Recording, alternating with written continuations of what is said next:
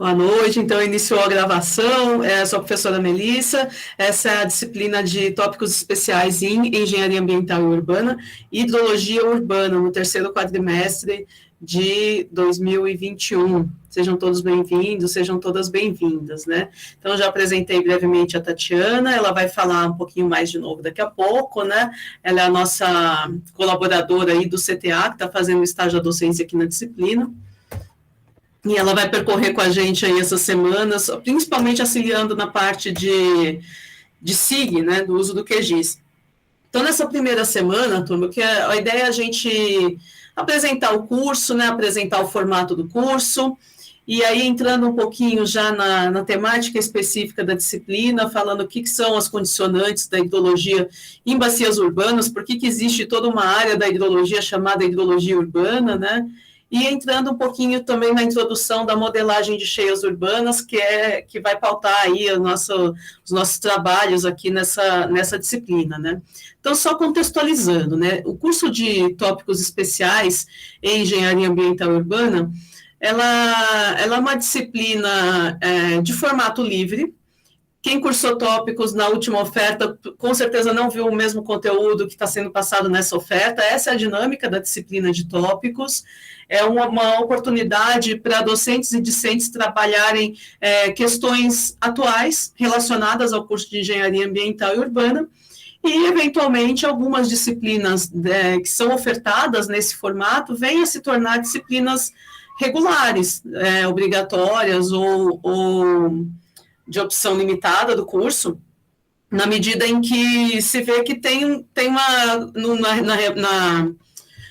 na revisão do projeto pedagógico, você tem uma possibilidade de integrar aquele conteúdo ao curso. Pode ser que um dia a hidrologia urbana venha a ser uma disciplina aí de opção limitada da engenharia ambiental urbana. Essa disciplina, às vezes chamada de hidrologia aplicada, só que é uma hidrologia aplicada especificamente para áreas urbanas, né? Então, ela apresenta os conceitos da hidrologia, mas voltados para as especificidades de bacias urbanas. Ela tem por público-alvo os discentes da EAU, que querem se aprofundar nessa área, né, que tem uma afinidade pela área aí das águas urbanas e tem interesse de se aprofundar nessa área.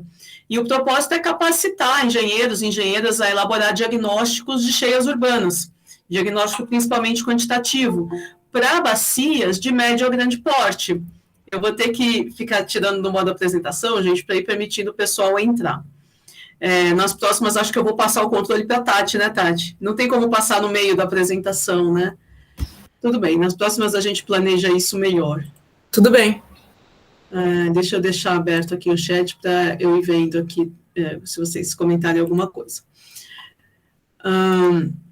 Então, essa é a ideia. É um curso que ele é de aprofundamento de conceitos que foram abordados em disciplinas como hidrologia, como sistemas de drenagem urbana. É um aprofundamento disso para bacias urbanas e para bacias de médio a grande porte, né? Na hidrologia, vocês veem os aspectos mais gerais da hidrologia, e em sistemas de drenagem urbana, vocês trabalham com bacias de pequeno porte, em que o método racional vale, o Q igual a CIA vale, e quando as bacias são maiores, e quando as bacias são urbanas. Então, tem aí não diria uma lacuna, né, mas um espaço da gente se aprofundar mais nessa temática, e é exatamente o espaço da hidrologia urbana. O que vocês vão fazer durante o curso? Vocês vão desenvolver um estudo de caso mesmo, pegar uma bacia hidrográfica, aqui da bacia do Alto Tietê, ou região metropolitana de São Paulo, vocês vão aplicar sistema de informação geográfica, montar uma base no QGIS para elaborar a base cartográfica dessa bacia, vão aplicar a modelagem hidrológica e fazer o diagnóstico de cheias urbanas. Então, ela é uma disciplina que vai demandar vocês terem um computador disponível para baixar software livre, não vamos trabalhar com nenhum software proprietário, mas com o QGIS e com o software REC-HMS. Então, vocês têm oportunidade em outras disciplinas da EAU, eu sei que habitação, também aí, eventualmente, algumas outras, de trabalhar um pouco com o QGIS. Então, entenda essa disciplina como mais uma oportunidade de usar o QGIS e aplicar para resolver um problema urbano.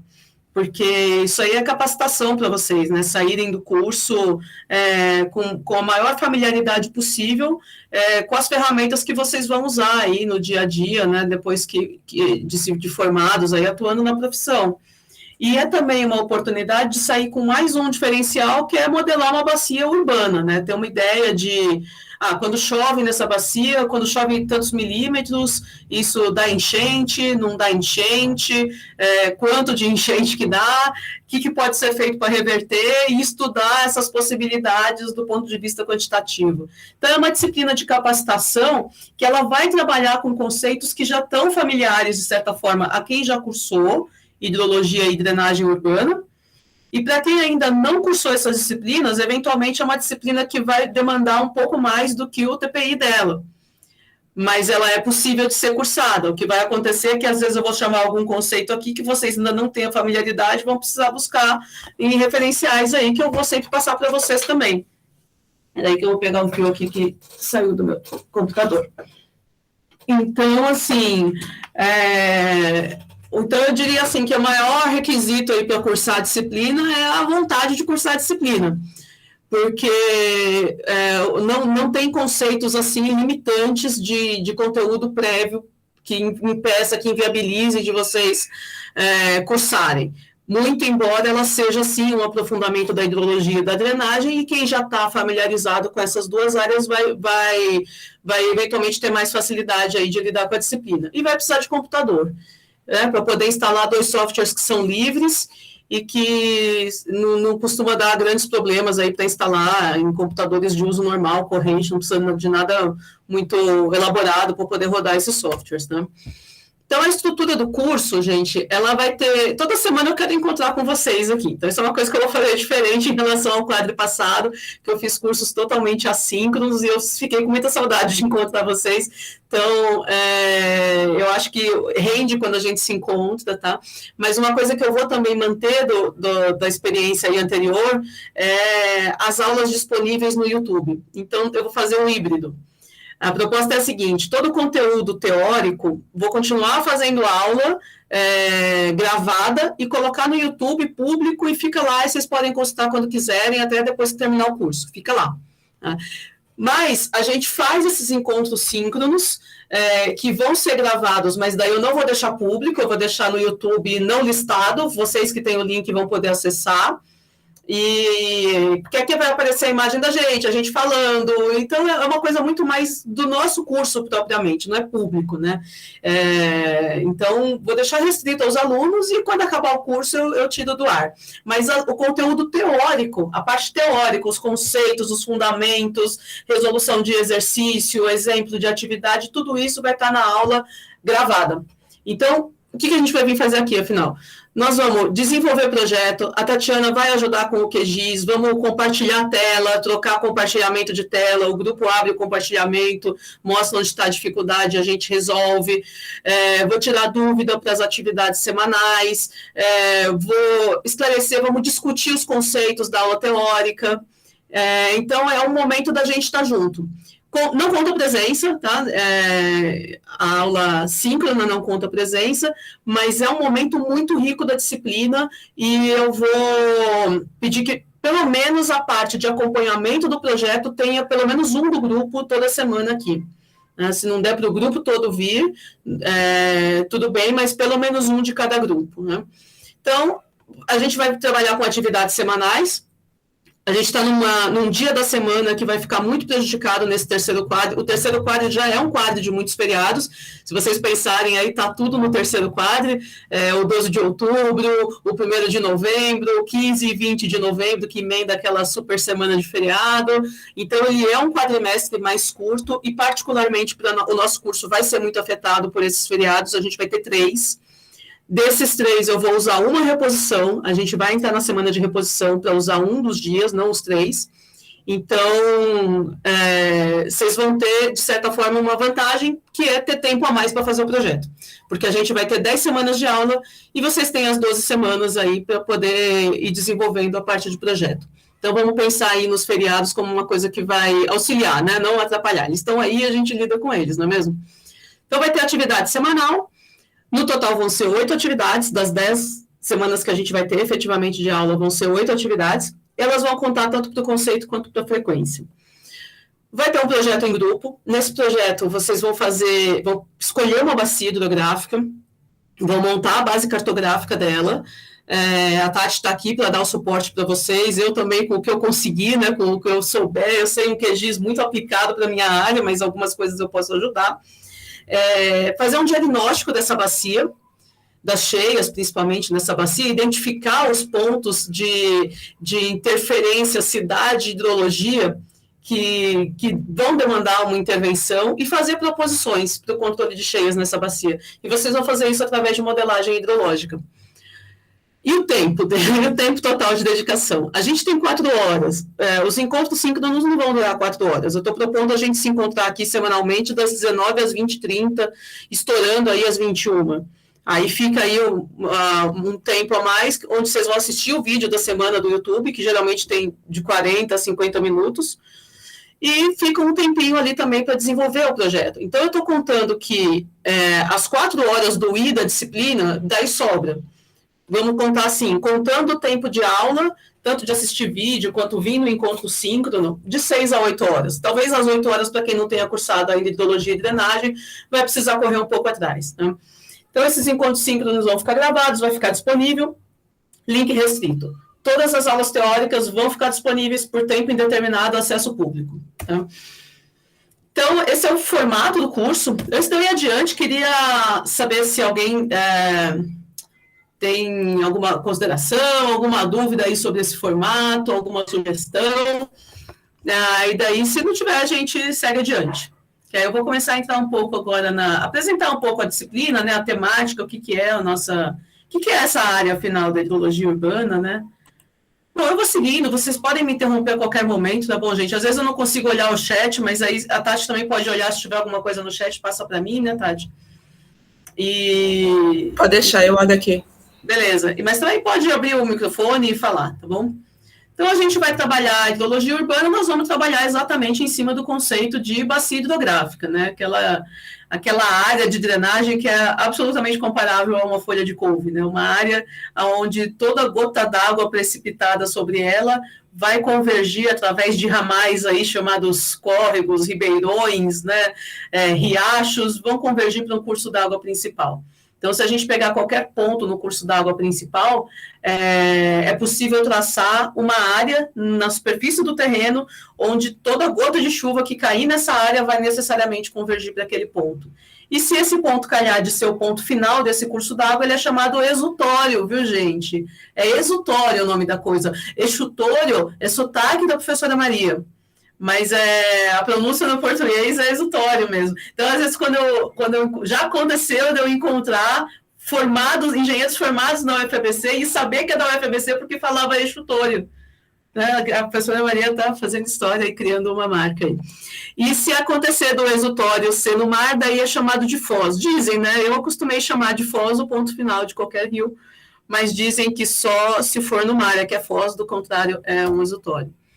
Então, a bacia hidrográfica ela é formada pelo curso da água principal, que ele vai afluir no fundo do vale devido ao nível de base ali, que é o afloramento do lençol freático, e o escoamento superficial. Então, quando o rio ele tem um nível de base, ele é chamado um rio perene.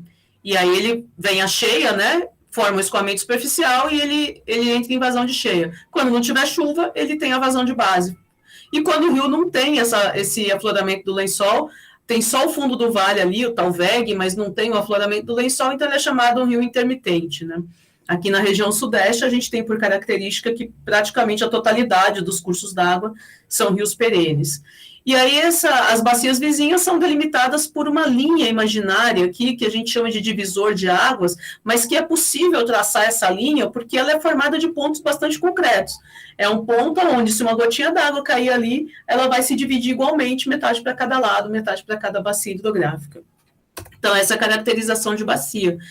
E a gente vai trabalhar na escala de bacia urbana, em geral a gente vai conseguir das bases aí traçados prontos para as nossas bacias. Mas às vezes a gente quer trabalhar numa subbacia cujo traçado não está pronto. Ou às vezes a gente vai trabalhar numa localidade onde a gente não tem uma base com o traçado pronto da bacia. Aí a gente precisa traçar. E nós vamos exercitar isso aqui, como traçar bacias e subbacias hidrográficas. A gente começa do exutório e a partir do exutório a gente vai marcando as linhas aí, os chamados divisores de águas e traça a área de drenagem daquele exutório ou a bacia hidrográfica daquele exutório, né? E a bacia hidrográfica, ela é um elemento assim, extremamente dinâmico, né? Porque ela é formada pelo relevo, pelas características do solo que vão impactar no ciclo hidrológico. É aí que a gente começa a entrar no escopo aqui da nossa disciplina, que é a hidrologia urbana. O uso e ocupação do solo da bacia impacta diretamente no ciclo hidrológico.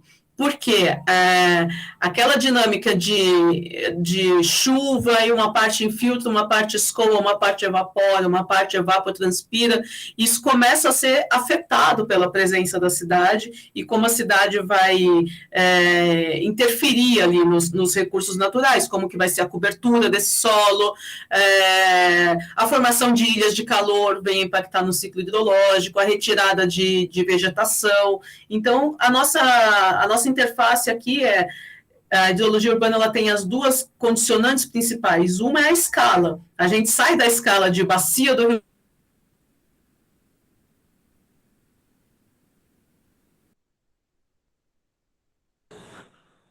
Travou? Acho que sim. Deixa eu ver. Professora, travou o vídeo, hoje mandou uma mensagem. O Paraná.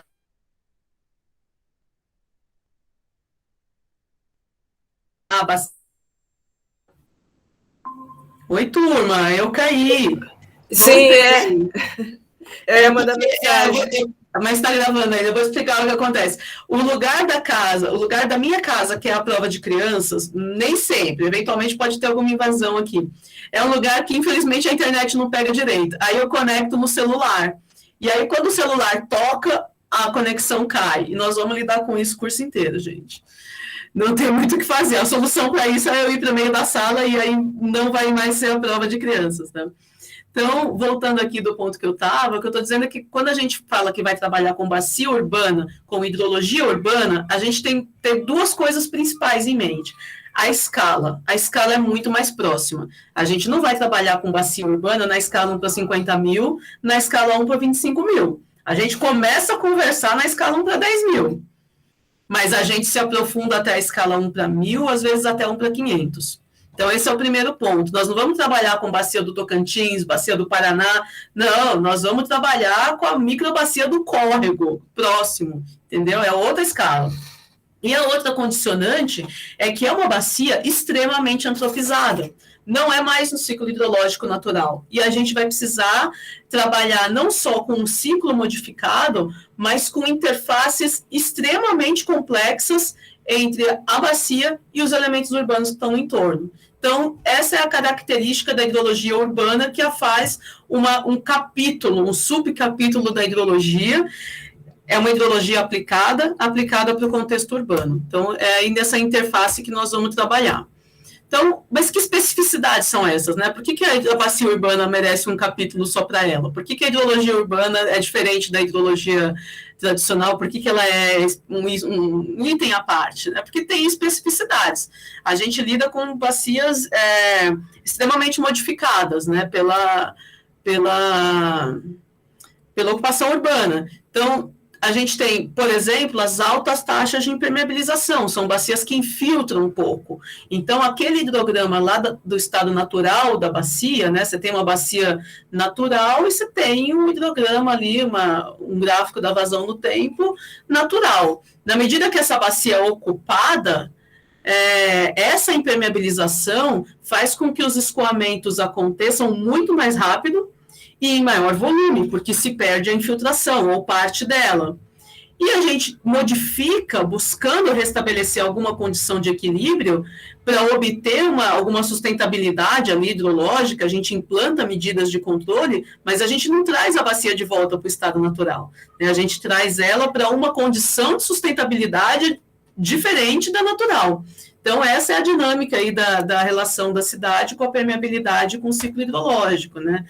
Junto com a impermeabilização das áreas, o segundo grande vilão das bacias hidrográficas urbanas reside aí nas canalizações, nas retificações, né? Quando a gente canaliza um córrego, geralmente ele é canalizado e retificado, a gente está tirando volume de escoamento, né? O rio, ele não só transporta, ele também escoa. Pense em 2 pontos ligados por um barbantinho, todo cheio de curvas, e 2 pontos ligados por um barbantinho esticado. Agora estica o barbantinho cheio de curva. É muito mais extenso, tem mais disponibilidade de volume. Então, na medida que eu encurto esse comprimento, a água vai subir. A questão das águas urbanas é também uma questão de alocação de espaços. Do ponto de vista quantitativo, é uma questão de alocação de espaços. A componente do ciclo hidrológico sobre a qual a gente não tem nenhuma gerência é a chuva, ela vai continuar chovendo. Agora, que espaço que ela vai ocupar depende de que espaço a cidade está destinando aos seus rios. Então, à medida que a gente canaliza, a gente está tirando espaço do rio. E é uma bacia que ela já foi impermeabilizada, já está chegando mais água. Então, está chegando mais água e menos espaço. Essa é a dinâmica. Esse rio vai transbordar. E aí, ao transbordar, ele não vai mais atingir aquela várzea natural dele. Ele vai atingir a cidade. Então, é a cidade que ocupa o espaço do rio. Principalmente com vias de fundo de vale. Se a gente pensar na nossa grande São Paulo, todas as nossas avenidas principais são vias de fundo de vale, com raríssimas exceções.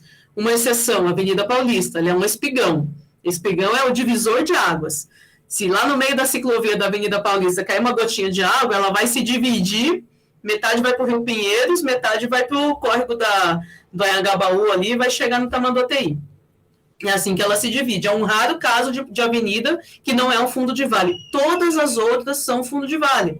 Avenida dos Estados, as avenidas dentro das cidades, quem é de São Bernardo do Campo, ali, a Brigadeiro Faria Lima, Prestes Maia, em São Paulo, Jacopêssego, Avenida Pacaembu, todas, Marginal Pinheiros, Marginal Tietê, todas as nossas avenidas principais são fundo de vale. Algumas estão construídas na margem do córrego, outras estão construídas por sobre um córrego tamponado.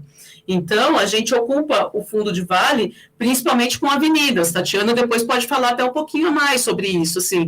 Ela fez um estudo aí no TCC dela, no TG, que uma parte do estudo envolvia isso, codificar aí para a região do ABC como que se dá a ocupação dos fundos de vale. É 95% avenida.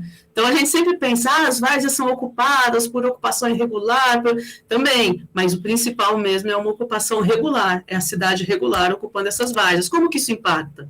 Olha um exemplo, tamponamento do curso d'água. Isso aqui é uma avenida ali na zona sul de São Paulo, próxima à cidade de Ademar. Olha lá, o córrego Zavuvus tamponado debaixo da avenida, debaixo desse canteiro aí, né? Isso tudo vai resultar nas enchentes que a gente conhece.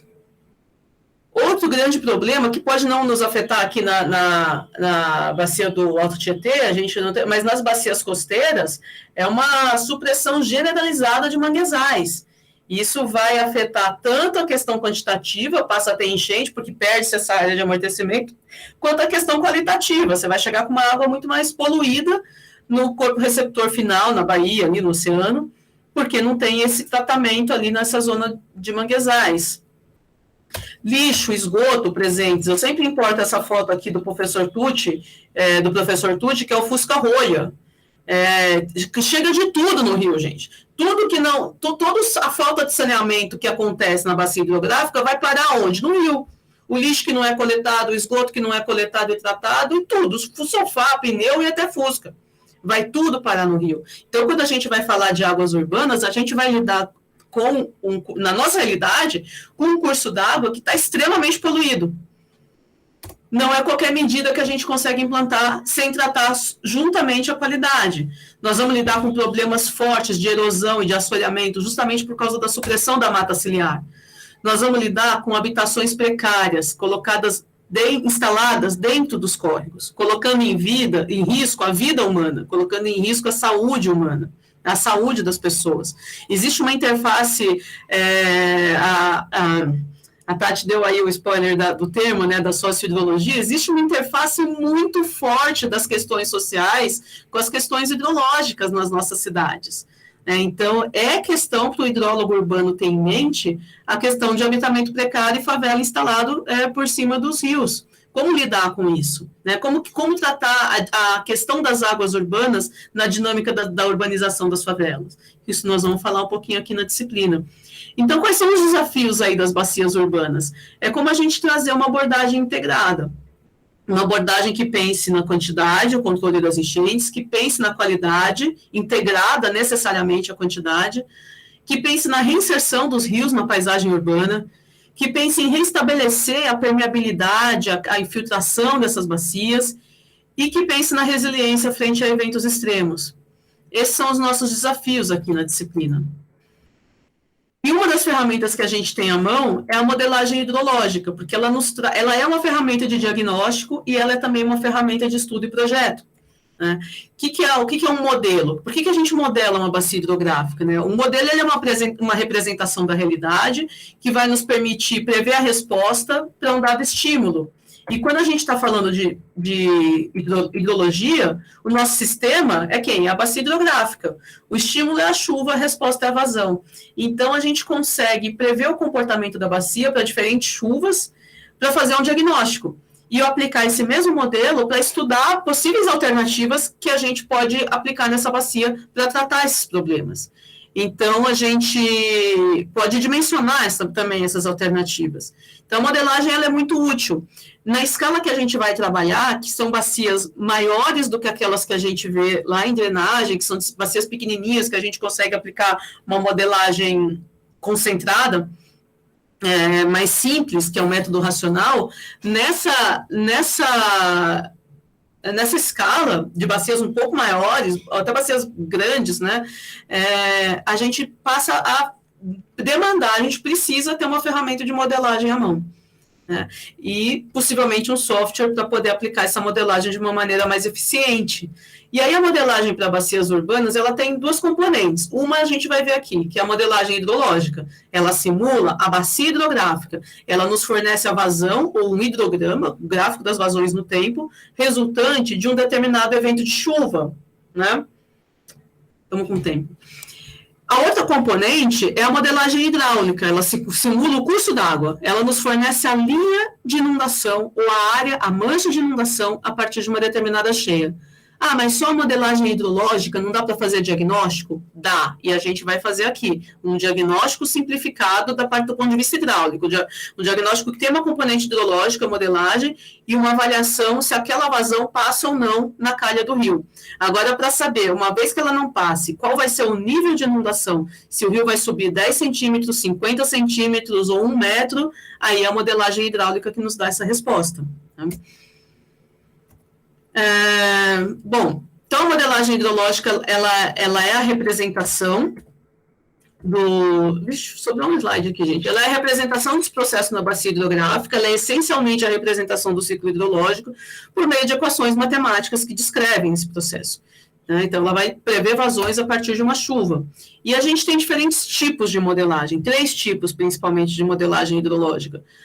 Modelos hidrológicos concentrados, são aqueles em que você considera a bacia como um território homogêneo, características físicas, hidrológicas constantes em toda a área. Os cálculos são feitos uma vez para a bacia toda, e o que a gente obtém de resposta é o vazão de pico, vazão máxima de cheia para uma chuva naquela bacia. Por exemplo, o método racional que a gente vê lá na disciplina de drenagem, que é igual a CIA. A vazão é igual a um coeficiente de escoamento superficial, vezes a intensidade de chuva, vezes a área da bacia. Eu chego numa vazão de pico. E a gente tem os modelos chamados distribuídos, quando eu quero representar uma bacia maior, com um nível de detalhe muito detalhado, né? Um nível de aprofundamento muito detalhado, os modelos distribuídos eles são aplicados. Eles dividem a bacia em minúsculas partes chamadas quadrículas. Essa quadrícula pode ser tanto menor quanto mais preciso, mais detalhado eu quiser o meu resultado. E ela simula o modelo hidrológico, o ciclo hidrológico em cada quadrícula, e depois integra na área da bacia para obter a resposta final, quanto que infiltra, quanto que escoa, quanto que evapora. Então, esses são os modelos chamados distribuídos, eles dividem a bacia em micropartezinhas, numa malha, né, e essa malha ela pode ser de quadrículas, ou de uma malha triangular, né, que ela aproxima, nos trechos mais próximos à várzea, usualmente se usa essa malha mista, né, quadriculado, nas áreas de contribuição e triangular próximo à várzea, então é um modelo super detalhado, que requer também dados muito detalhados de entrada. É um tipo de modelagem que é aplicado em larga escala, em grandes bacias, onde essa malha não fica tão pequena assim, essa malha fica de 1 por 1 quilômetro e já é considerado muito detalhado. Só que nós estamos entrando num nível de bacias, assim, que tem 5 quilômetros quadrados, 8 quilômetros quadrados. O método racional ele vai se aplicar até 3 quilômetros quadrados. Então, nós vamos começar aí com a modelagem hidrológica que nós vamos utilizar aqui. E vamos até bacias de 500 quilômetros quadrados no máximo, né? Acima disso, já é considerada uma bacia grande, né? E seria modelada aí com modelos distribuídos. O que nós vamos fazer aqui é um meio termo, não é um modelo concentrado como método racional, mas também não é um modelo de quadrícula, por isso ele é chamado modelo semidistribuído. No modelo semidistribuído, a gente pega a nossa bacia e divide ela em subbacias. Então, eu tenho um curso d'água principal, esse curso d'água principal tem afluentes, eu vou desenhar ou traçar a bacia do curso principal, eu vou traçar a bacia de cada um dos afluentes, e estas bacias dos afluentes eu vou recortar em quantas bacias for necessário para representar o meu processo. Tem critérios para eu fazer esse recorte em subbacias. É isso que a gente vai ver aqui na disciplina. Nós vamos trabalhar com um modelo semidistribuído chamado SCS, eu vou explicar de onde vem a sigla, que ele trata pequenos pedaços da bacia de maneira homogênea. E aí ele junta esses hidrogramas, ele integra esses hidrogramas para obter um hidrograma final. Essa que vai ser a abordagem do nosso curso. A abordagem de modelo semi-distribuído é a abordagem que a gente usa principalmente para bacias urbanas. Depois eu vou detalhar para vocês esse modelo SCS, essa sigla vem de Soil Conservation Service, que é um antigo departamento lá dos Estados Unidos, que hoje se chama Natural Resource Conservation Service, e aí o modelo passou a chamar NRCS, e ninguém chama ele desse jeito, porque todo mundo já tinha acostumado a chamar ele de SCS, então continua sendo o nome do modelo. O que ele visa? Ele é um modelo chuva-vazão. Em modelagem hidrológica de bacia urbana, a gente vai trabalhar com o modelo chuva-vazão. Dado uma chuva, qual é a vazão? Eu vou pegar a bacia hidrográfica, um ponto dela que é o meu ponto de interesse, o exutório e outros pontos ao longo dela, e vou obter um hidrograma. Vou construir o gráfico das vazões no tempo. Eu vou entrar bem mais em detalhes aí, mas quem ficar com curiosidade até a semana que vem, deixa aí um link que leva para o manual, o original, a publicação original do SCS, e uma publicação em português, muito usada, principalmente agora nesse período online, né, que é o Manual de Drenagem aqui da Prefeitura de São Paulo, tenho usado bastante como referência, porque tem uma descrição breve ali dos modelos, dos métodos aplicados aí em drenagem urbana e em hidrologia urbana. Então, é um modelo muito utilizado, nós vamos entender depois no detalhe, vocês vão fazer continha do método SCS à mão, antes da gente ir para a modelagem, porque é importante saber escrever antes de mexer com o Word, não é mesmo? Então, na hidrologia urbana é a mesma coisa, é importante vocês conhecerem os conceitos antes de começar a simular uma bacia usando um software, vamos entender como é que esse modelo funciona. Aqui estão algumas características principais deles. E uma vez que a gente define o modelo que a gente vai utilizar, a gente vai escolher um software, e tem critérios para escolher esse software, né? A depender do que eu quero fazer, né? Qual é o problema que eu quero resolver. Engenheiro é, por definição, um resolvedor de problema, né? Eles vão passar a vida resolvendo o problema. Então, primeiro, é preciso fazer as perguntas corretas do teu problema, né? Qual é o problema especificamente que você precisa resolver? Qual o tipo de modelo que vai te atender? Quando o tipo de modelo que vai te atender é um modelo chuva-vazão, nós estamos falando de hidrologia. E qual vai ser a modelagem que melhor se aplica? Tem um modelo que é melhor que o outro? São tantos modelos, como escolher? O melhor modelo é aquele que fornece as respostas que vocês precisam, na escala que vocês precisam e usando os dados que vocês têm. Esse é o modelo certo. Geralmente, quando a gente faz essas perguntas para bacias urbanas, elas caem no modelo SCS. A gente cai no SCS. Então, não é por acaso que é esse que a gente vai trabalhar, mas a gente vai pincelar algumas outras possibilidades de modelos para vocês utilizarem. Tá? E aí, uma vez que você define qual modelo hidrológico que te serve, quais são, então, os programas de computador, os softwares que possibilitam rodar esse modelo? Eles são pagos? Eles são livres? Sendo pago, eu tenho recurso? Ou o órgão para quem eu estou trabalhando, que vai lidar com isso depois, tem recurso para pagar pelo software, para manter a licença dele durante todo o período do projeto e revisões? Existem softwares livres que atendem aos meus objetivos? Então, quando a gente faz essas perguntas, geralmente elas levam para uma shortlist, aí, uma lista curta de softwares para modelagem hidrológica de bacia urbana. E aí a gente escolhe entre esses softwares, né?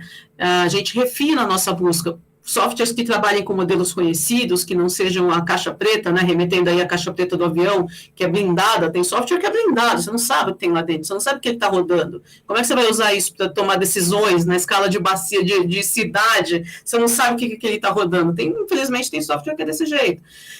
Eu tenho documentação, do programa, dos modelos, eu tenho continuidade de versões, surgiu uma nova versão do Windows, eu comprar um computador hoje não vai ter na versão do Windows 8 mais, e o meu software só rodava no 8, eu tenho um que funciona agora para a nova versão, eu tenho suporte, quanto custa esse suporte? É gratuito? Ele integra com SIG, ele integra com CAD? Tudo isso são perguntas que a gente vai fazendo, né, para poder escolher que ferramenta nós vamos utilizar e que nós vamos aprender a responder aqui ao longo do curso, né. Tem uma lista aí de alguns programas que são bastante utilizados, mas depois a gente vai entrar nesse detalhe. Isso aqui é um curso de HMS, até ficou aproveitei um slide aqui. Então, eu faço cursos, né, desse software HMS, onde eu abordo principalmente as funcionalidades do software, mas aqui na disciplina a gente vai abordar as questões da hidrologia urbana e como usar o software para responder essas questões, né? Quando a gente vai modelar uma bacia, a gente precisa preparar os dados para a simulação, e isso são dados georreferenciados. Eu preciso montar uma base cartográfica. Na minha base cartográfica, eu preciso ter o traçado dos rios, eu tenho que achar uma hidrografia. Aonde que eu vou buscar isso? Né? Em que plataforma, em que lugar eu busco esses dados? Esses dados estão disponíveis, eu tenho acesso? Tudo isso a gente vai trabalhar um pouco na disciplina. Não é o objetivo da disciplina trabalhar o QGIS, mas é uma ferramenta que nos dá muito suporte, vale a pena a gente se aprofundar nela. E aproveitando até o conhecimento e a experiência da Tatiana, que está aqui para dar um suporte para a gente nessa parte. Daqui a pouco deixar a Tati falar um pouco aqui mais sobre como que ela vai nos ajudar, dar esse suporte aqui para a parte de montagem da base. E trabalhar em cima dessa base, né? Montar e manipular uma base. Eu preciso do contorno da bacia. Tem esse contorno oficialmente? Não tem? Sou eu que vou ter que traçar? Como é que eu traço? Eu vou precisar ter... Saiu tudo claro aqui no slide, né? Eu não corrigi isso aí, estava com problema no slide e continuou. Curvas de nível, pontos cotados, essa é a informação que eu preciso para traçar uma subbacia, junto com o sistema viário. Uma bacia que tem um sistema viário, só o relevo da curva de nível não me permite traçar completamente uma bacia, porque o viário impacta muito. Eu vou precisar de ortofoto ou de imagem de satélite, se eu tiver mancha de inundação observada, e aí eu monto uma base.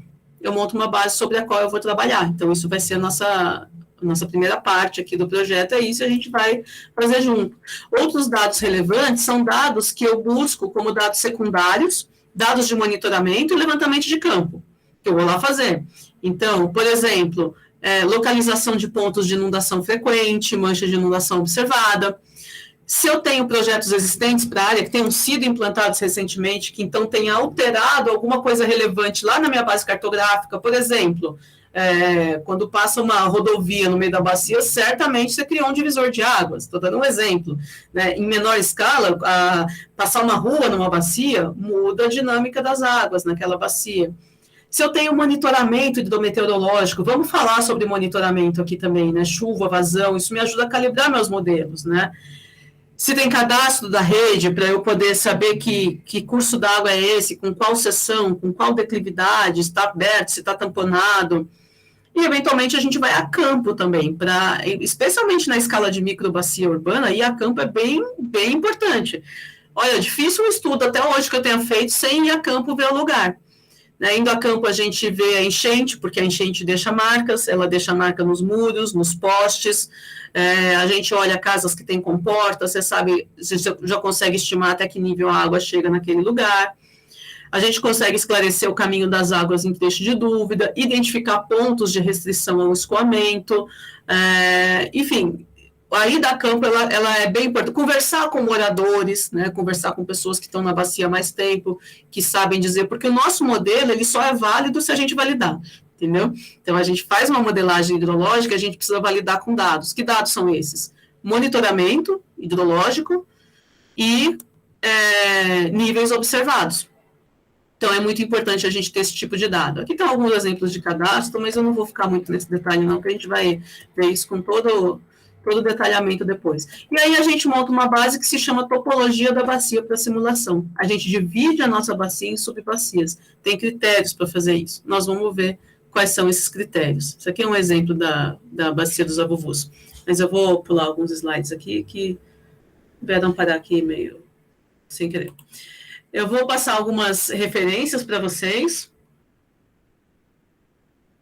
Principalmente essa aqui. As outras duas eu vou deixar para a próxima aula, mas se vocês puderem depois, pega o PDF dessa aula, que já está lá no Moodle, e pega esse link para esse manual. O manual de drenagem da Prefeitura de São Paulo, ele tem 3 volumes. No primeiro, ele trata da gestão da drenagem, e no último, que é o terceiro, ele trata de critérios de projeto para drenagem. Lá na disciplina de sistemas de drenagem urbana, a gente usou muito o terceiro.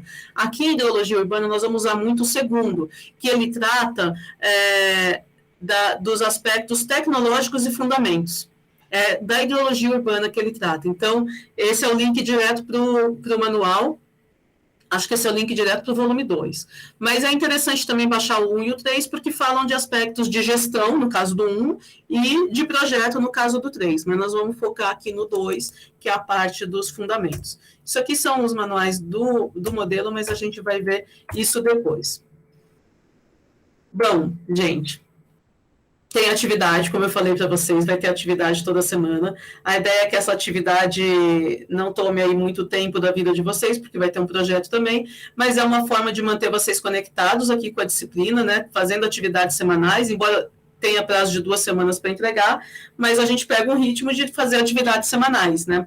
E essa entrega é via Moodle, e a ideia é sempre ter uma atividade relacionada com aquilo que a gente tratou na aula daquela semana. Essa atividade é individual. Então, começando hoje até o dia 27/9, vocês têm para postar a solução dessa atividade lá no Moodle. E aí, gente, aproveitando assim a vibe que hoje é o primeiro dia do quadrimestre, vocês lembram quando vocês iam para a escola e tinha a redação Minhas Férias? Todo mundo lembra, né? Todo mundo já escreveu a redação Minhas Férias. A professora das minhas filhas ferrou com a vida das mães. Em vez de pedir uma redação para a criança fazer na volta, ela pediu para a criança fazer nas férias, o diário das férias. E aí, imagina, né? A gente que trabalha no mês de julho, a gente é professor da UFABC, a gente passa o mês de julho trabalhando, né? E aí? Eu vou ter que fazer atividade com essas crianças para elas escreverem um diário, né? Olha o desafio para as mães. Eu vou dar uma tarefa menor para vocês. Vocês vão fazer um trabalhinho Minha Bacia Hidrográfica. É a redação de volta de férias de vocês. Minha bacia hidrográfica. O que eu espero de vocês?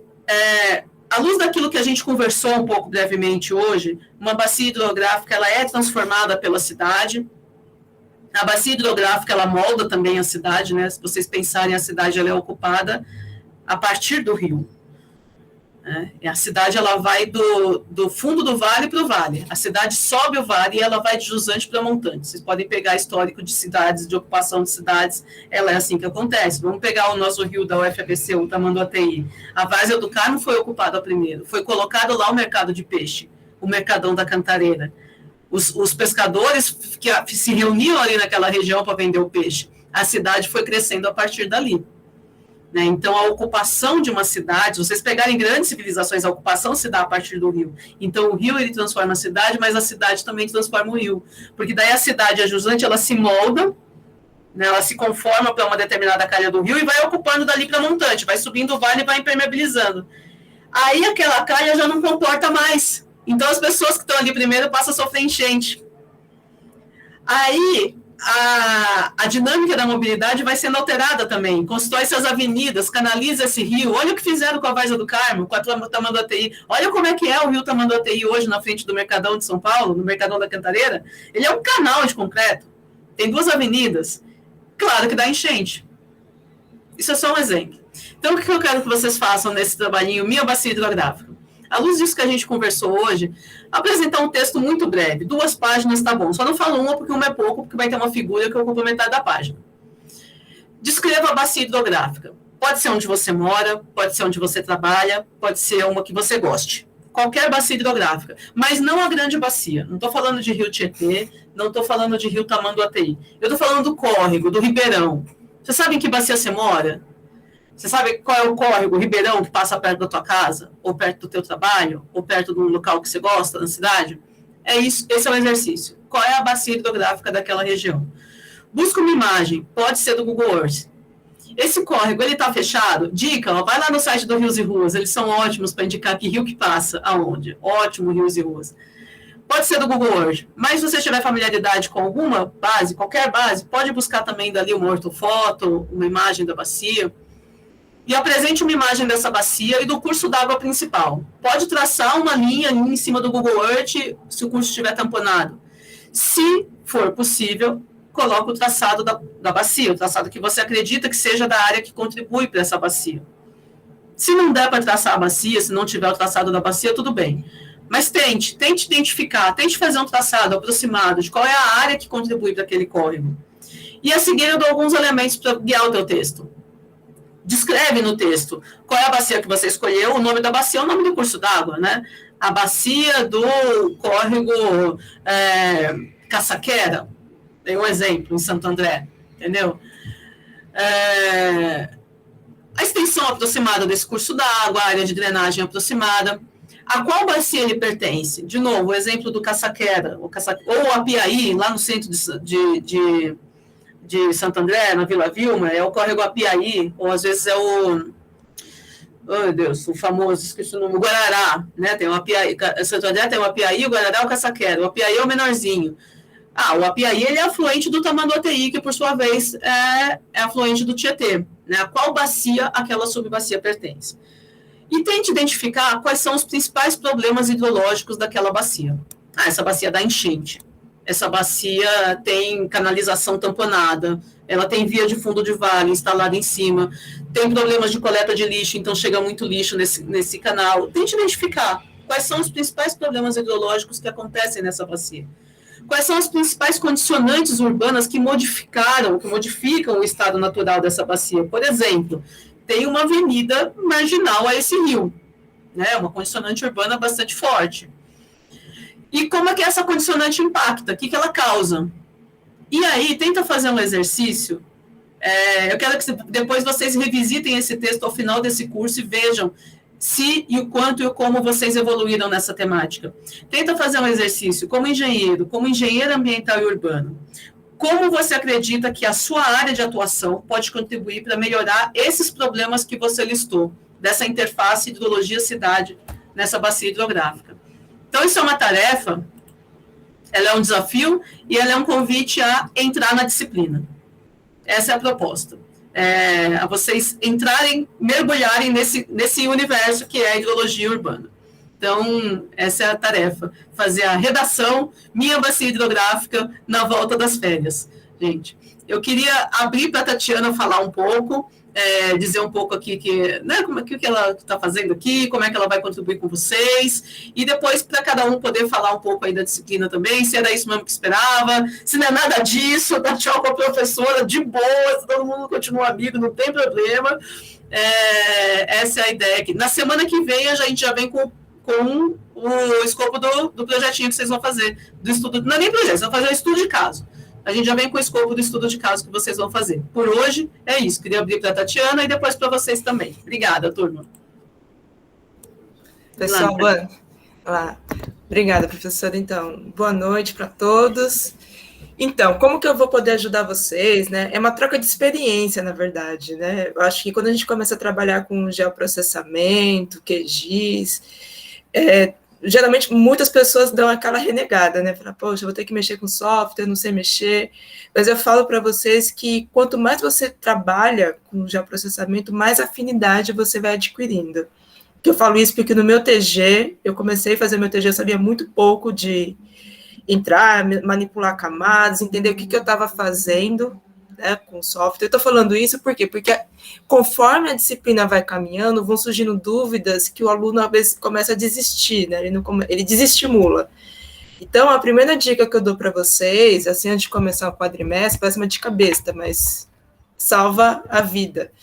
É começar a formatar o computador de vocês. Eu não sei qual é o processador que vocês têm, qual é a máquina, nem todos têm a mesma velocidade, o mesmo processador, então eu sempre recomendo a todos, dar uma formatada, dar uma limpada, ver qual a versão do QGIS que vocês vão utilizar, né? Por exemplo, eu estava falando para a professora Melissa, dependendo do tipo de análise que você vai utilizar, a gente recomenda usar versões mais antigas do QGIS, porque elas apresentam menos falhas.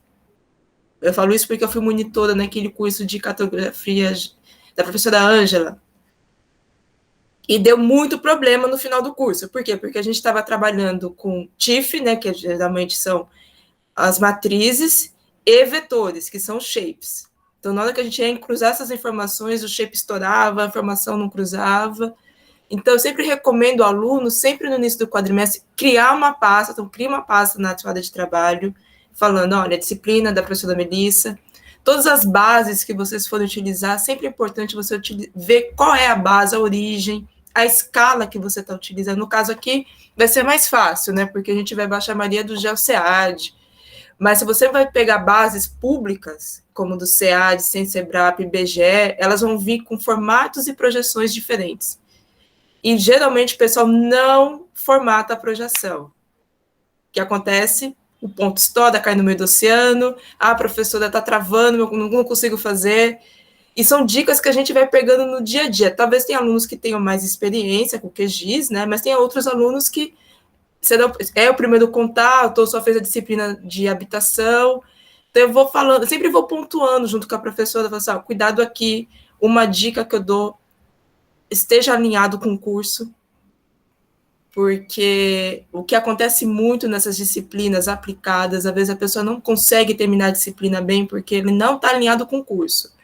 Então, por exemplo, semana que vem a gente já começa a trabalhar com as bases. Entrar em contato sempre, né, como se diz, né, em horário útil, de uma maneira por e-mail, porque às vezes da meia-noite de sábado você recebe lá um e-mail, pelo amor de Deus, não está funcionando, não sei fazer, o que eu faço? Só segunda de manhã, né?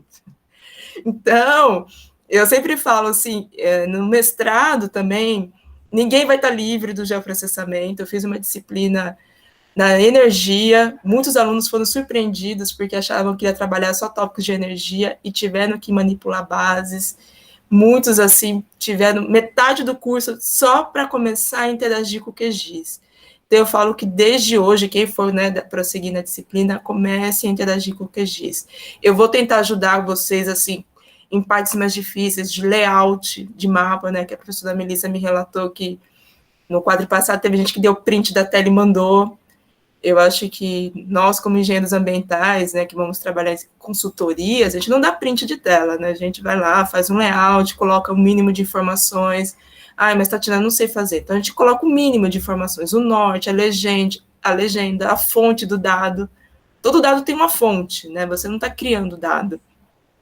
Aí vai ter um aluno que vai me falar assim, mas eu quero criar meu dado. Tudo bem. Mas você lembre sempre que, por exemplo, um exemplo que aconteceu comigo no meu TG. Eu trabalhei com os aspectos socioeconômicos no ABC, nos 7 municípios. Então, eu mapeei áreas de comércio, indústria, saúde, escola, educação. Então, eu tinha uma base gigante. E algumas informações eu não tinha, porque elas não eram públicas. Então, eu tive que fazer o dado ponto a ponto. Como que eu fiz isso? Eu fui lá no Google Earth e criei cada ponto. Só que quando eu exporto para o QGIS, a gente esquece que lá está numa outra projeção. Então, ele nunca vai aparecer esse dado. Você vai ter que transformar ele para a mesma projeção da base que você está utilizando. Então, por exemplo, a gente vai trabalhar com hidrologia, com relevo. Sempre fique atento. Eu falo isso sempre, pessoal, meus colegas também de mestrado, fique esperto com a projeção. porque a chance de dar errado é muito grande. E depois, quando a gente passa para a parte da modelagem, do TIFF, a chance de dar certo é mínima. Então, eu acho que é mínima. É projeto perdido. Então, eu falo pro pessoal, vamos trabalhar. Não é desanimar vocês não, tá, gente? Ela só tá sendo sincerona, só isso. Não, eu sou muito sincera, assim. Gente. Eu sou muito sincera, porque às vezes a pessoa fala assim, eu não gosto do QGIS, mas eu também não gostava. Mas eu tive que aprender a trabalhar com a ferramenta, porque nenhum lugar que você vai hoje, você não vai conseguir ficar livre do SIG. Essa é a grande realidade. Qualquer curso que você faça, qualquer treinamento, capacitação, você vai precisar do SIG, principalmente os engenheiros ambientais e urbanos. Então, acho que vale a pena. Eu posso dar dica de tutoriais. Eu não sei nada. Pode escrever, fala assim, olha, pegue essa página, estuda.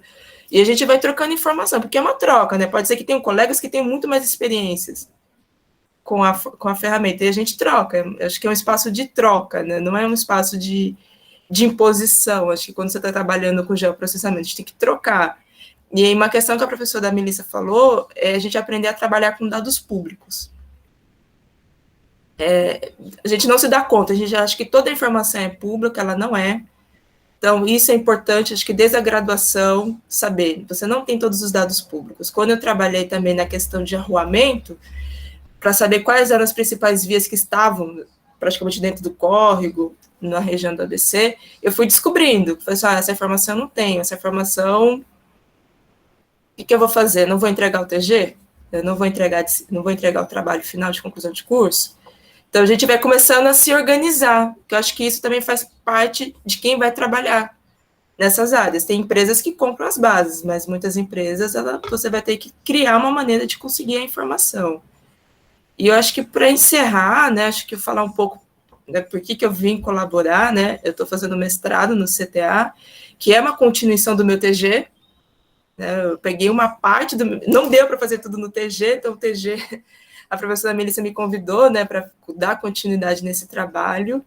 É uma área, assim, que eu me apaixonei na ambiental, na área de inundações urbanas, porque eu moro na região do Córrego dos Zavuvus. Então, na aula da Melissa, quando ela falou Zavuvus, eu falei assim, é por aqui que eu vou.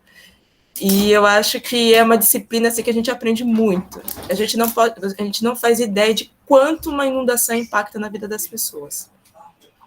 Eu acho que eu tive a oportunidade de fazer trabalhos de campo com a professora Melissa, em cursos de extensão na Unifesp, em outros lugares, e é uma riqueza de informação que você não pode imaginar como a inundação pode estar impactando.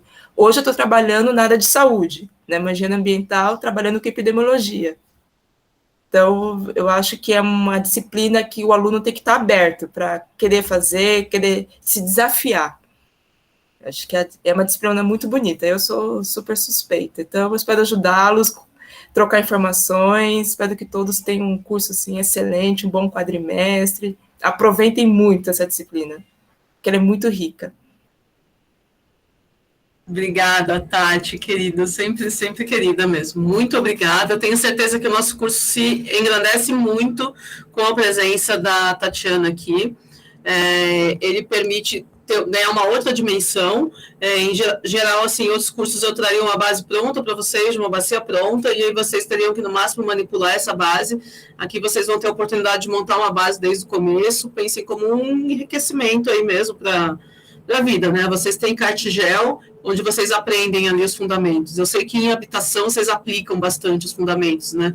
E aqui vai ser mais uma oportunidade de poder fazer isso, e sempre com o suporte aqui da Tatiana, e o meu naquilo que eu puder ajudar, mas tenho certeza que eu vou muito mais aprender aqui com a Tatiana de SIG do que ajudar.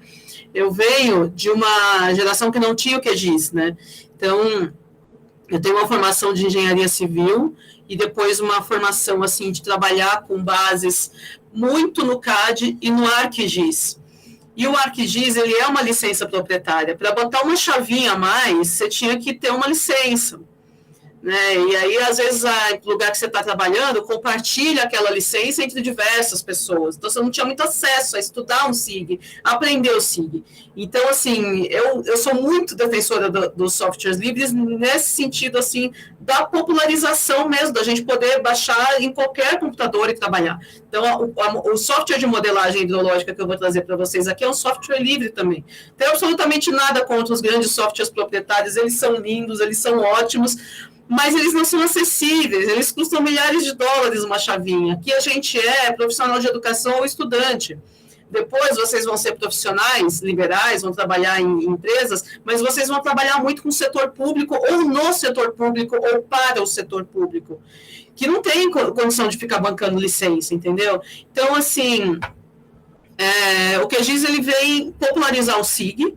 O que a Tati falou é muito sério. Hoje não existe você trabalhar em qualquer área da ambiental e não trabalhar com SIG, principalmente com QGIS. Então, assim, quanto mais oportunidade você tiver ao longo do curso, assim, de aprender, é muito bom. Se aprender com o professor é a melhor coisa do mundo, porque, assim, a gente aprender autodidata é mais difícil. Tem os tutoriais, o YouTube tá aí, salva a vida. Eu preciso fazer um negócio lá no QGIS, eu vou pro YouTube, eu chamo algum aluno meu que eu sei que entende mais que eu, ou uma colega professora, e assim eu vou construindo aquilo que eu sei de QGIS para trabalhar com aquilo que eu faço. Mas como eu falei para vocês, eu venho de outra base, de outra formação. E provavelmente vocês vão não só agora precisar aprender o QGIS e manipular bases e produzir bases, como ao longo da carreira a situação vai se transformar, vai vir outra plataforma, vai vir outro jeito de fazer engenharia e vocês vão sempre ter que ir se atualizando. Então, quanto antes vocês começarem, é melhor. Né? Porque se vocês deixarem para aprender depois, às vezes você já é atropelado por uma nova plataforma chegando e você nem ainda domina como fazer do jeito anterior. Né? Então, pensem nisso como uma oportunidade. Então, eu não vou mentir para vocês, é uma disciplina que nós vamos usar o I da disciplina, é uma disciplina de 4 créditos, ela tem um conteúdo denso, a ideia é aprofundar temas importantes, aí, relevantes na área de hidrologia, mas ela também é uma disciplina que vai trazer bastante para vocês. Então, assim, quero que todo mundo fique, vamos junto e vamos até o fim e vai dar certo. Essa é a perspectiva aqui. Queria abrir um pouquinho agora para vocês falarem, né, as impressões da disciplina, se o que achou, se está de acordo, trazer alguma sugestão, algum comentário. Fiquem à vontade, gente. Podem puxar o microfone aí e falar, só abrir e falar. Professor, eu tenho uma dúvida, na verdade. Oi, Vitor. Você falou da redação de férias. Você vai colocar em algum lugar a explicação? Porque eu não anotei tudo que você falou. Ah, tá bom. Você já acessou o Moodle? Eu já te incluí no Moodle. Eu não incluí você no Moodle? Você não está aqui? Não, eu tô lá. Tá lá no Moodle já. Ah, tá bom. Na aula, a semana 1, eu já abri, ela estava oculta, antes de começar a aula eu já abri com o PDF dessa apresentação. E aí tem um link que é uma atividade, uma tarefa, onde vocês vão postar a tarefa. E nesse link tem o PDF descrevendo a tarefa. Então, tem na apresentação do PDF da aula, como aqui que eu mostrei, e tem um Word, um PDF mesmo, descrevendo a atividade passo a passo, né? E tem o nosso grupo Zap, se ficar com alguma dúvida, chama. Aquilo que a Tati falou, às vezes a gente olha no domingo, mas não dá para responder domingo. Lá no meio do jogo de São Paulo, vou parar para responder. Dá para responder segunda de manhã, né? Mas, assim, o grupo Zap, ele é isso também. Ele é para a gente ter uma interação mais próxima, mais rápida, né? Mais ágil. Mas tudo, nada do que for colocado lá não vai estar também no Moodle, entendeu? Beleza, Vitor? Ah, Renan, obrigada. Beleza, professora. É que eu olhei só antes da aula, aí não tinha nada ainda, né? Não, eu postei, minutos antes. Eu estava finalizando e já estava dando o horário da aula, mas se você olhar lá agora, já está lá. Beleza, obrigado. Imagina.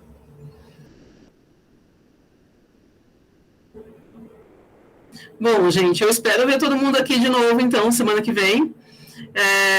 Essa semana eu vou tentar, até o fim de semana, já postar a aula da semana que vem, né, a parte teórica, assim, o vídeo, né, E na semana que vem, aqui no presencial, aqui no síncrono, é que a gente vai passar o projeto, né, os detalhes do projeto, o que vai ser feito, e começar a trabalhar em cima de montar a base para esse projeto. Espero vê-los e vê-las todas aqui novamente na próxima segunda-feira. Boa semana para vocês, bom início de quadro para todo mundo, né? Vamos firme, agora daqui até o Natal, né? Um estirão só, né? Daqui até uma semana antes do Natal, estamos juntos. Professora. Oi, pode falar, Dani. Boa noite. Dani, é minha amiga. Gente, eu não tinha visto. Eu entrei um pouco atrasadinha. Diga, Dani. Eu até ia falar, porque eu peguei essa matéria porque eu achava que eu não ia conseguir asma e eu não queria ficar sem fazer nada, né? Aí eu descobri que eu vou ter que fazer ela de qualquer forma, porque falta crédito pra mim. Mas aí eu tava triste, mas fiquei contente com a apresentação. Acho que vai ser bem legal, acho que vai até ajudar no TG. Eu acho que vai sim, Dani. A Dani está trabalhando, gente, com uma questão extremamente relevante da hidrologia urbana.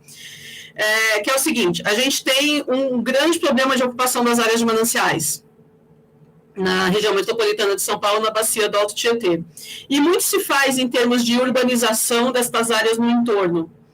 E não necessariamente isso reflete numa melhoria da qualidade do manancial. Então, a Dani está fazendo um recorte específico da Billings, do corpo central da Billings, município de São Bernardo, e ela está estudando a série histórica de qualidade, lá dos dados da CETESB, e o histórico dos projetos de urbanização no entorno, pelo PAC.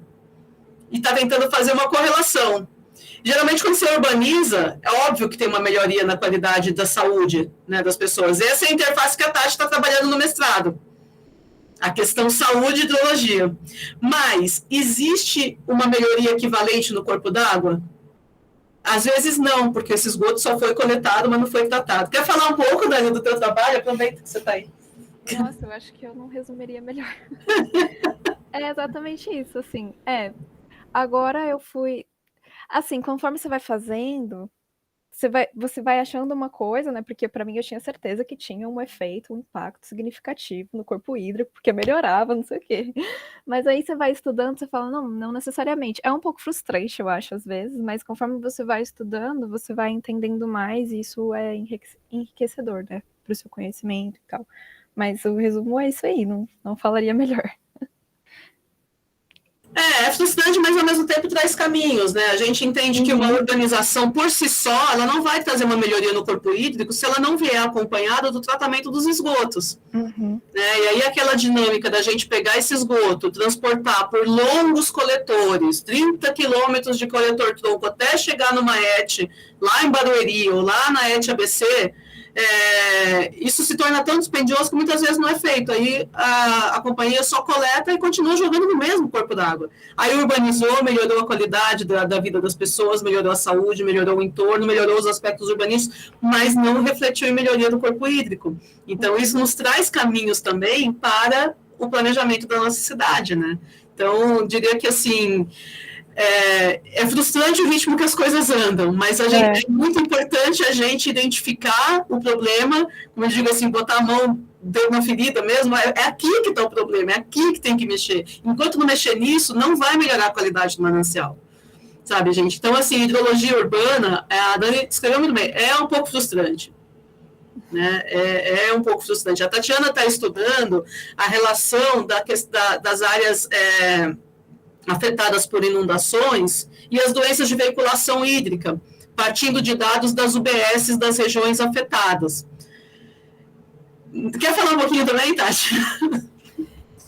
Eu falo que assim, é um novo mundo, né? Eu nunca imaginei que eu ia partir, né, seguir a diretriz da área da saúde trabalhando com inundações. E quando você começa a desvendar a área da saúde, você começa a ver que diretamente, quando ocorre uma inundação, diretamente aquela comunidade, assentamento, ela é impactada.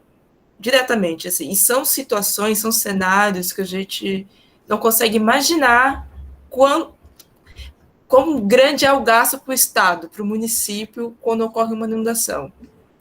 Por exemplo, uma das áreas que eu estudei, né, ao longo da graduação foi a área de assentamentos precários, ali do todo o ABC, né, então, desde Santo André, São Bernardo, Diadema, e assim, são doenças que poderiam ser evitadas de maneira muito simplesmente pelo fato só de usar água e sabão após o evento de inundação. Mas por que isso não ocorre no dia a dia? Porque faltam políticas públicas, faltam incentivos, não é só você capacitar o funcionário de uma UBS, você tem que dar estrutura, você tem que dar todo o equipamento público para que no evento de inundação ele possa reagir da melhor maneira para aquela comunidade. E geralmente não é assim, né? Geralmente a gente sempre está só tentando corrigir, a gente nunca corrige antes de ocorrer o evento, a gente sempre está tampando buraco. E todo evento, todo ano vem uma chuva, e quando não vem, as pessoas esquecem, né, porque existe um fenômeno muito comum em comunidades, é a questão da religião. Eu tenho minha religião, eu acredito em Deus, tudo, mas as pessoas, elas reacionam assim, eu perdi tudo, mas Deus vai me ajudar, e o ano que vem eu compro tudo de novo. Aí vai lá, faz um boleto de 24 vezes, na penúltima parcela vem a chuva e leva tudo. Então, você vê as pessoas adoecendo, não só fisicamente, mas mentalmente, psicologicamente, cardiacamente. E isso tudo é um impacto da inundação. Eu nunca imaginei que muitas pessoas estão doentes não porque elas têm uma doença adquirida, é em função da inundação, né? A gente tem algumas pessoas que estão colaborando no meu mestrado, que são pessoas da área da saúde, e elas falam que é fato, naquela comunidade que tem ali próximo a Berrine, que as pessoas foram removidas, que existe uma resistência muito grande, eu acho que a professora Melissa vai tratar isso muito bem, de você sair da comunidade e ir para um apartamento de 40 metros. Aí, o que eu estou ganhando com isso? Eu estou saindo de um bem que eu demorei a vida inteira para construir, comprar, e o que eu estou ganhando com esse bem? Indo para um 40 metros. Você está ganhando em saúde. Você está deixando de ter tuberculose, você está deixando de ter dermatites, asmas, bronquites, que são doenças recorrentes. A pessoa já nasce com bronquite, praticamente. Né? Então, você começa a desvendar, né, a inundação, a hidrologia, você vai indo para caminhos que você nunca imaginou, que poderia ser um fato da inundação. E são inundações pequenas, não precisam ser os grandes eventos. Eu acho que também isso é uma coisa importante que eu vim aprendendo com a professora Melissa. Não são só os grandes eventos que trazem danos, mas os danos recorrentes numa bacia. Então, e quando eu estiver próxima, né, já de qualificar que é em fevereiro, aí eu posso até compartilhar depois com alguns que quiserem conhecer mais sobre o tema, porque é bem interessante. Bem interessante. Até se eu não quisesse, eu convido todo mundo. Eu faço um layout, eu faço um banner das defesas dos meus orientantes e posto nas redes. Eu mando para os grupos, eu convido todo mundo, entendeu? Sim, porque eu acho que é uma área assim, impressionante. A falta de saneamento impacta muito na vida dessas pessoas. Então, e a gente está tendo muitos retrocessos no saneamento, né? Então, a gente vai vivendo novos cenários de diarreias, doenças como hepatite A e B, que são todas transmitidas por água. Como eu aprendi recentemente, né? Dengue, chikungunya, antes se imaginava que era só com água contaminada, hoje já se transmite com água limpa. O mosquito ficou resistente, né? Ele se reproduz na água limpa. É o terror das UBSs agora. Né? Então, a gente vai para um outro cenário, né? De conhecer como que a saúde está interagindo com os desastres, né? Ou não interagindo. Então, acho que é uma disciplina que cada um vai descobrir algo importante e compartilhar com os colegas, né? Eu acho que isso que é interessante, né? De você fazer uma disciplina aplicada. Legal. Obrigada, Dani e Tati, né, pelos relatos. Então, vocês veem que tem muitos desdobramentos, né? Aqui a gente vai focar nos aspectos hidrológicos quantitativos, mas sempre tangenciando o que está relacionado com a questão da hidrologia e a cidade. E é tudo muito integrado, né? Como vocês estão vendo, a área da saúde, né, a área do saneamento, é tudo muito integrado. Então, sejam novamente bem-vindos, bem-vindas. Obrigado aí pelo interesse na disciplina. Espero ver todo mundo aqui de novo semana que vem. E vamos junto. Né, turma? Obrigada, professora. Eu só queria falar só mais uma coisa. Por favor, Dani. Eu não estou matriculada no Moodle. Será que você consegue me matricular? Ou Eu eu te não coloquei achei. lá, deixa eu ver, você tá aqui na Daniela Minsev, eu te joguei lá no Moodle, não? Eu faço agora já. Deixa eu copiar aqui teu Obrigada, e-mail. professora. Eu tô tentando me matricular, mas ele não tá deixando. Ah, peraí. Deixa eu ver, tópicos, participantes, inscrever usuários. Aí eu boto o teu e-mail aqui, ó, buscar. Daniela Paiano Minsev, daniela.minsev@aluno.fbc. Aí eu coloquei e cliquei em inscrever. Tá, Esse foi. tá bom. Aqui deu para mim, eu tinha feito isso. Gente, se alguém não tiver no Moodle, me avisa aí, que eu já jogo também. Agora foi, professora. Obrigada. Agora foi? Então, Uhum. desculpa, Dani, eu achei que eu tinha Uhum. feito isso antes. Não, imagina. Tem que fazer um por um. Eu achei que dava para copiar aqui da planilha de presença. E também a lista de presença que foi publicada para a gente ainda não estava atualizado com as matrículas que foram feitas depois. Então, enfim, se tiver mais alguém que não está no Moodle, manda uma mensagenzinha aqui, lá no grupo. E a gente inscreve vocês. Então, procurem lá a disciplina Tópicos Especiais de Engenharia Ambiental Urbana e Hidrologia Urbana. Obrigada, professora. Obrigada a você, Dani. Beleza, então, turma? Então, um beijo para vocês, bom começo de quadro e a gente se vê segunda que vem. Tchau, gente. Boa noite. Obrigada. Tchau, boa noite.